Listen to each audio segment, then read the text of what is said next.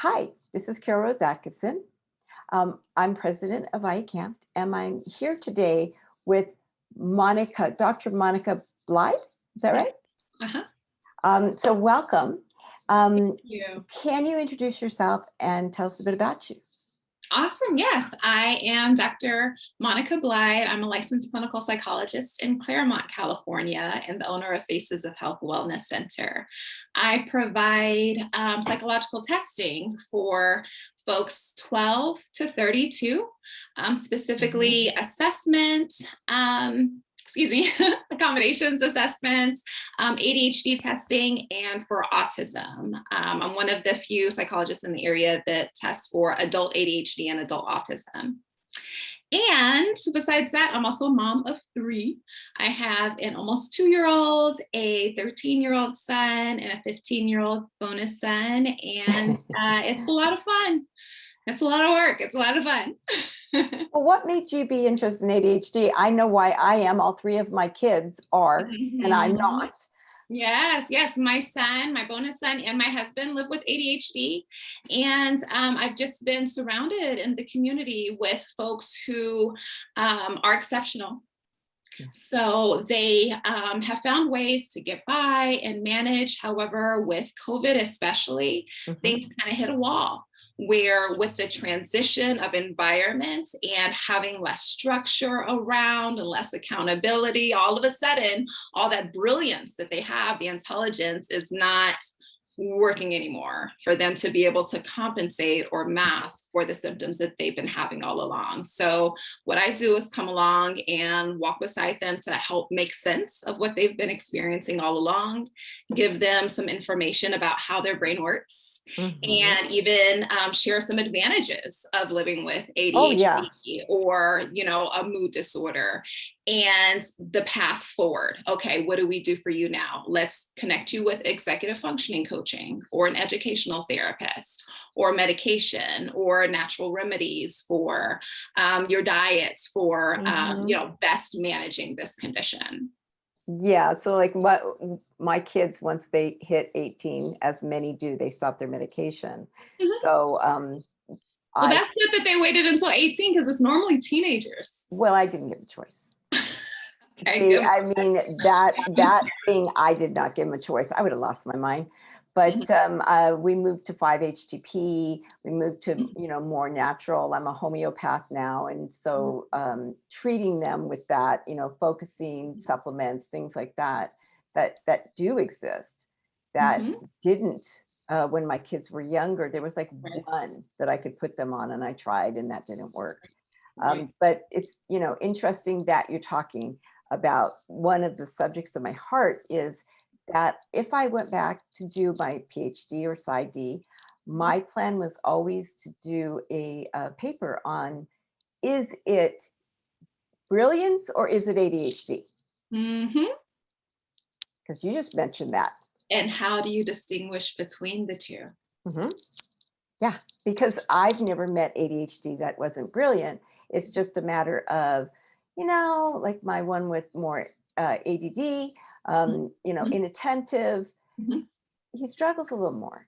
Right. So, there's options for him too. Mhm. But all my kids graduated. One has Yeah. a physics degree. They're smart, right?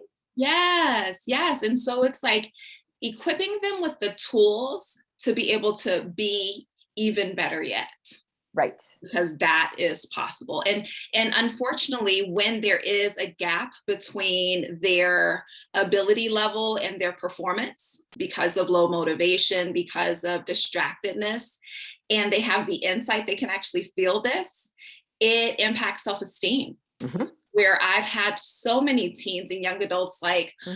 I don't know what's wrong with me. Am I just lazy? Am I dumb? And it's like, no, actually, you're the opposite of dumb. Let's Hmm. get you some resources and some skills to help narrow that gap a little bit. And it's a beautiful thing when it happens. It's so rewarding. Right. So, I have dealt with so many parents that basically Mhm. think their child is purposely doing that behavior, Oh, yeah. right? Yeah. And then the child, doesn't fit in, Mhm. doesn't feel good enough. And you know, that self-esteem problem that you talk about, it's such a big deal. But the Yeah. parents I've seen, with most of the parents, they think that child is doing that behavior purposefully because Right. they can focus at times. And it's usually when they focus, you know, on something they're interested in, right? Exactly. Like, oh, okay, you can't do your homework, but you can play Grand Theft Auto for 3 or 4 hours. Right, but You talk know? about that because video Yeah. games help them to focus. Mm-hmm. Yes, and besides that, like I think a lot of people don't understand that like ADHD, attention deficit, is really a misnomer because it's not the inability to focus. It's the inability to control where your attention goes. Yeah, and they can super focus like crazy.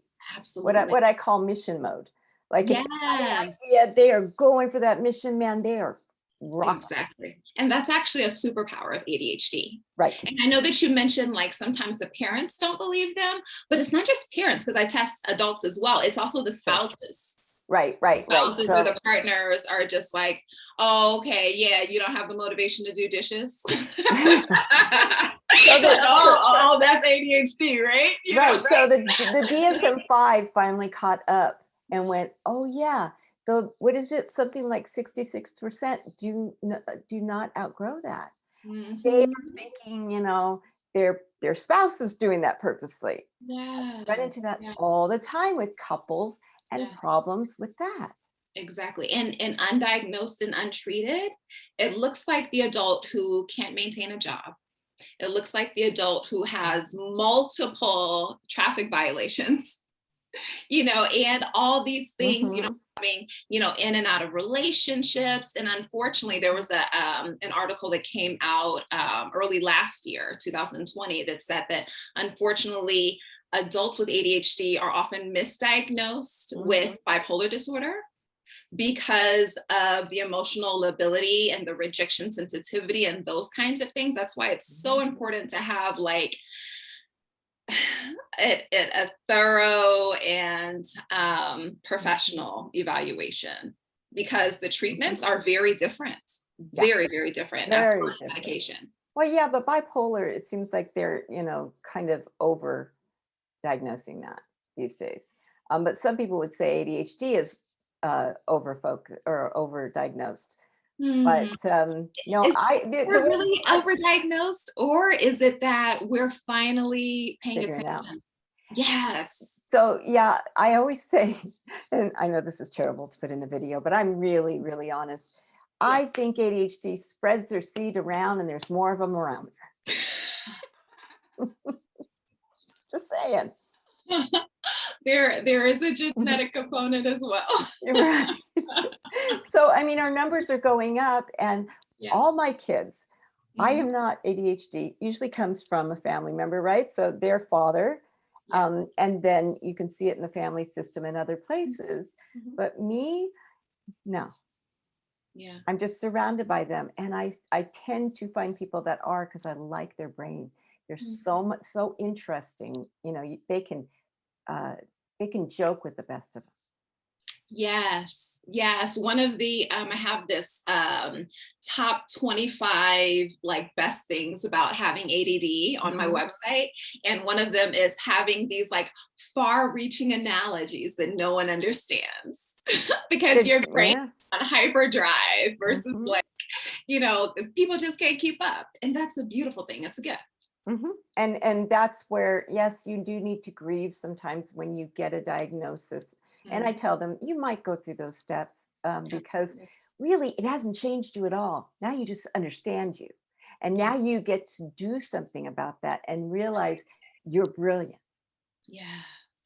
Oh, that's so encouraging. I mean, Yeah. I live with chronic illness. And so, and, Mhm. and most of my therapy clients are living with chronic illnesses as well. So, absolutely, I resonate with the grieving process. Yes. And that it's not a linear thing, like, okay, I've grieved and then I've arrived. No, it is like a ping Ping pong. pong. Yeah.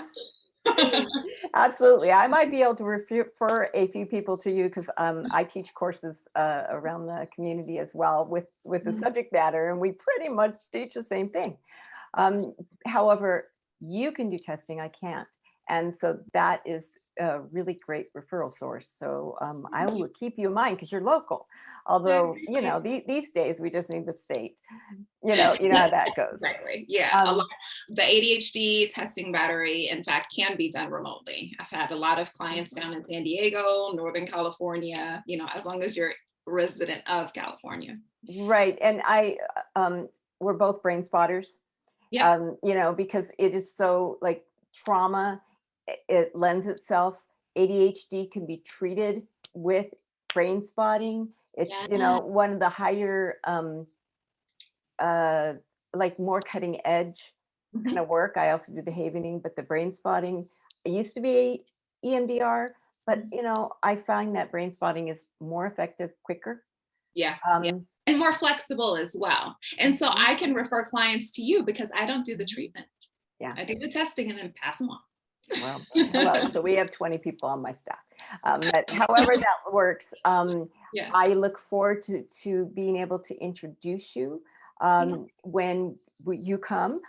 It's going to be on and I've got it on here and lost it. Is it 26? Hold on a Yes. minute. Of June. 26th of Friday. June, 9 to Mhm. 11. Guests are $20. We will advertise around the country. You will Awesome. have people from other states coming in Mhm. because of the way that we market. So it's always good to have that. Maybe they don't get the CEUs, but they get the education. Yes. Yes. So And with that knowledge. said, huh? I said, and knowledge is power. Knowledge is power, and knowledge is something that you can realize that you're not so different than you think. Mhm. It's just a matter of figuring that out, right? Mhm. All right, so we will have a virtual training. I'm looking forward to that. And in the meantime, you have a great day. Everybody stay safe. I Thank know you. that all the rules are changing like by the minute when it comes to COVID. So however that looks, you stay safe. Thank you so much, Carol.